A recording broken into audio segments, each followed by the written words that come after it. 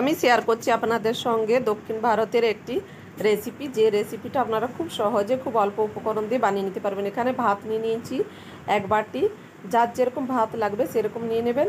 আর চিনে বাদাম নিয়ে নিয়েছি এক মুঠো, 2 চামচ আমি কলাইয়ের ডাল নিয়ে নিয়েছি, আর 2 চামচ নিয়ে নিয়েছি টুল ডাল, একটা লেবু, কিছুটা কারি পাতা, আর নিয়ে নিয়েছি একটা আমটাকে কুড়ে গ্রেট করে নেব খোসা ছাড়িয়ে। বন্ধুরা, তোমরা চাইলে ঝিরিঝিরি করে কেটে নিতে পারো। রেসিপিটা বানানোর জন্য এখানে আমি প্রথমেই 2 চামচ সাদা রিফাইন্ড অয়েল দিয়ে দিচ্ছি। এটা সাদা তেলের রেসিপিটা হবে। আপনারা চাইলে কিন্তু সর্ষের তেলও বানাতে পারেন, তবে এটা সাদা তেলে বানালেই ভালো লাগবে বন্ধুরা। তারপর এক এক করে আমি টুল ডালটা দিয়ে দিচ্ছি। প্রথমে লঙ্কা দিয়ে দিয়েছি, শুকনো লঙ্কা ফোড়ন। তারপর আমি দিয়েছি টুল ডালটা 2 মিনিটের মতো ভেজে নিয়েছি লো টু মিডিয়াম আছে। তারপর দিয়েছি কলাইয়ের ডাল, সেমভাবে কলাইয়ের ডালটা একটু ভেজে নিয়ে বাদামটা দিয়ে দিয়েছি।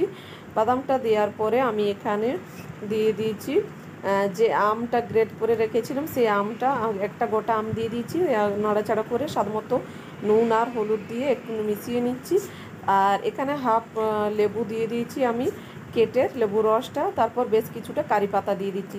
যেহেতু এটা সাউথ ইন্ডিয়ান রান্না বন্ধুরা, তাই কারি পাতাটা অবশ্যই দেবেন। আর কারি পাতার ফ্লেভারটাও বেশ ভালো লাগবে এটাতে খেতে, বেশ টক নুন ঝাল মিষ্টি এরকম একটা সুন্দর রেসিপি। চাইলে তোমরাও বানিয়ে নিতে পারো খুব সহজে। এই দেবদাব্দ গরমে খুব অল্প সময়ের মধ্যে তৈরি হয়ে যাবে। তারপর ভাতটা দিয়ে আমি নাড়াচাড়া করে মিশিয়ে নিয়ে তারপর স্বাদ মতো উপর দিয়ে অল্প চিনি দিয়ে দিয়েছি। 2-3 মিনিট এভাবে রান্না করে আমি এটাকে থালার মধ্যে পরিবেশন করে দিচ্ছি। এই গরমে তোমরাও চাইলে বানিয়ে নিতে পারো খুব সহজে আম ভাত। এই আম ভাত খেতে কিন্তু দুর্দান্ত লাগে বন্ধুরা।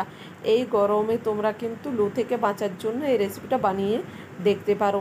আবার অনেকেই ভাবছো যে খুব অল্প সময়ের মধ্যে কী রেসিপি বানাবো, তারাও কিন্তু এই রেসিপিটা বানিয়ে দেখতে পারো। অসম্ভব সুন্দর লাগে খেতে, কোনো রকম শাকসবজির তরকারি হবে না বন্ধুরা, দুর্দান্ত লাগে। আমি এখানে পেঁয়াজের রায়তা পরিবেশন করেছি এই আম ভাতের সঙ্গে। তোমরা পেঁয়াজের রায়তাও দিতে পারো, আবার যে কোনো রায়তার সঙ্গে এটা পরিবেশন করতে পারো, অথবা শুধু আম ভাতও খেতে পারো বন্ধুরা। দুর্দান্ত লাগে এটা খেতে।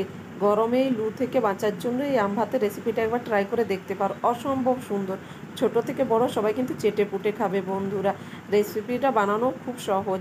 রেসিপিটা ভালো লাগলে অবশ্যই চ্যানেলটি লাইক শেয়ার সাবস্ক্রাইব করতে ভুলো না, আর কমেন্ট করে জানাতে ভুলো না কেমন লেগেছে তোমাদেরকে। সবাই ভালো থাকবে, সুস্থ থাকবে। আবার নতুন রেসিপিতে দেখা হবে তোমাদের সঙ্গে।